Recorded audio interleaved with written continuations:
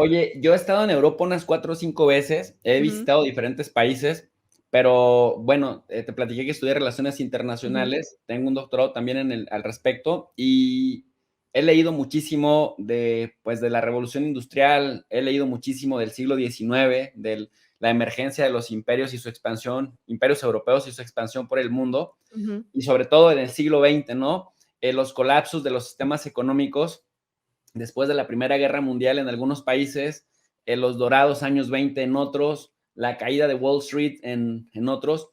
Y entonces, pues uno se mete incluso a la hemeroteca y te pones a ver documentales históricos de los años 20, que digamos que es la facilidad que la televisión ya de aquellas épocas con sus limitantes te Ujú, permite ver.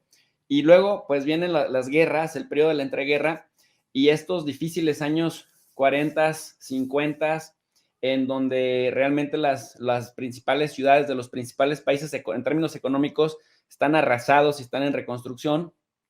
Y vemos que las generaciones europeas tuvieron que recurrir al tema de la Unión Europea, iniciando como una comunidad económica europea, porque estas generaciones de sus abuelos, de sus padres o incluso de sus bisabuelos, de estos primeros europeos de los años 20, pues son generaciones muy sufridas, ¿no? Por la ujú. guerra, por las crisis económicas, por los arreglos políticos, la misma Guerra Fría posteriormente. Estaba yo haciendo una reflexión, Elena, de que desde 1914 hasta 1989, buena parte de Europa no volvió a conocer la paz, o por lo menos la paz mental. Entonces, ahora vemos a un importante un porcentaje de población europea, sobre todo dentro de la Unión Europea, que viven muy cómodos con respecto a esta clase media, que vive muy cómoda con respecto a las clases medias anteriores. Y vemos que en los países, por ejemplo, Grecia, España, Irlanda, Bulgaria, Rumania, sí hay un antes y después de haber ingresado a la Unión Europea en términos de elevar la calidad de vida de la gente. Bueno, ¿por qué te digo esto? Porque cuando uno está en Europa, en estos países por lo menos de la Unión Europea, Ujú, gozas de relativa seguridad. Cuando vienes a Estados Unidos, te metes a la ciudad de Estados Unidos, ujú, hablando del sueño americano, del American Dream, no te imaginas la cantidad de homeless que hay por doquier, ujú, no te imaginas que te pueden asaltar, nada más te mueves 5 cuadras del Capitolio, por ejemplo, ahí en ujú. Washington. A mí me impresionó cuando yo llegué, te platiqué, viví un año ahí en Washington, y un amigo de la embajada de mexicana en Washington me dice, mira, agarra un mapa del metro y me dice, Aquí ubicas no el puedes tren, pasar, aquí no puedes pasar, aquí no puedes, ¿verdad? sí, me dijo, desde estas 3 estaciones para allá, por la línea Ujú, roja, ahí puedes vivir. De aquí para acá, otras 5, así, ¿no? Me marcó un círculo y ujú. hasta qué estaciones me sugería que buscara un lugar para rentar, para vivir. Sí, Y a mí me sorprendió, me impactó muchísimo, porque una sí, vez por error me fui hasta el estadio, a ajá. unas 3, 4 cuadras Sí, del sí, sí. auditorio de la Biblioteca del Congreso, Ujú. y yo era el raro, pues me salí de la estación y todo el mundo se me quedaba viendo. Claro. Tuve que volverme a entrar a la estación y regresar. Ajá. Em, Como europea, sí. dime, ¿cómo sientes ese contraste? Cabe decir que Washington ha mejorado en ese sentido, pero todavía es una perdón, todavía es una, no sé si se han colado las, notificaciones, las quito ya. Em, Hay que decir que Washington, D.C., era una capital, tremendamente violenta, con unos índices de violencia enormes.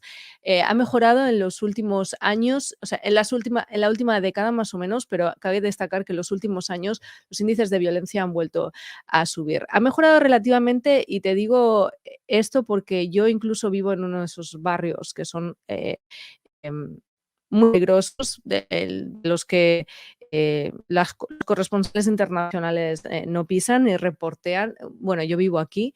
Y no me ha pasado nada, pero sí que es cierto que yo escucho tiroteos desde mi casa, algo que como europea jamás podría haberme imaginado que iba a pasar, ¿no? Por aquí.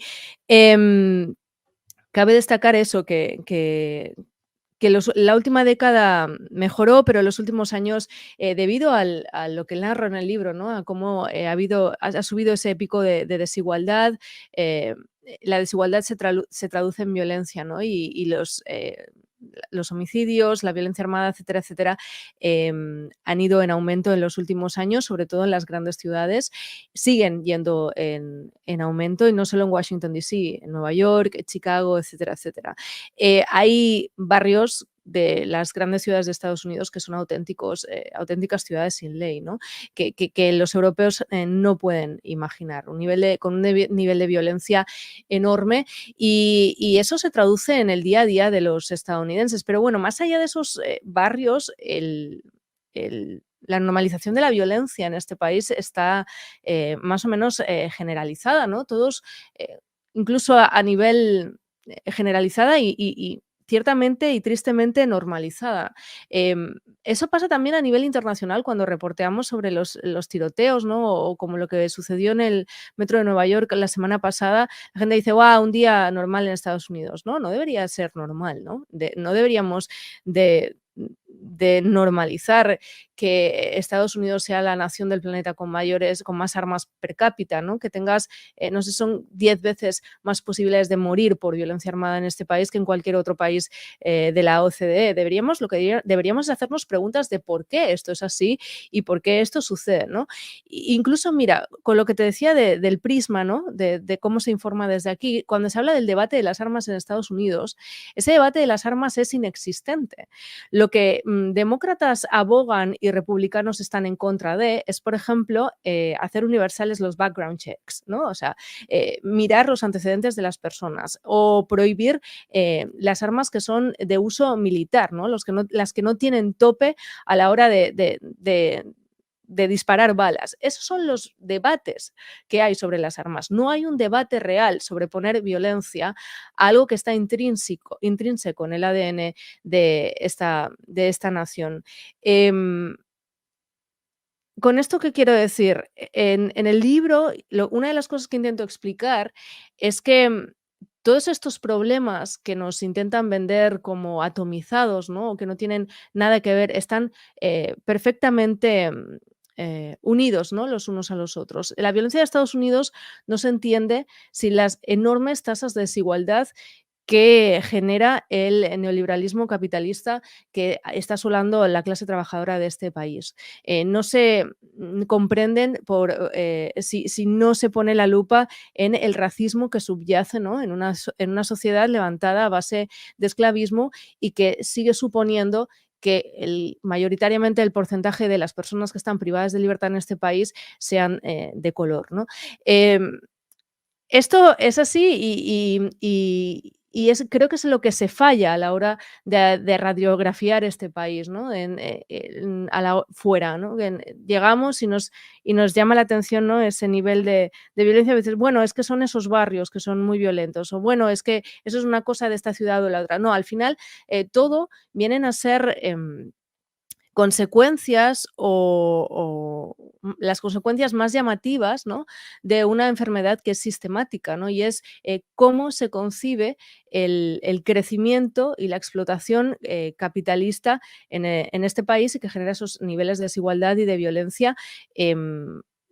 Es como si dijéramos una especie de implosión en sí misma de esta sociedad, ¿no? Para intentar sobrevivir al sistema que, que tienen que conseguir que sobreviva, ¿no?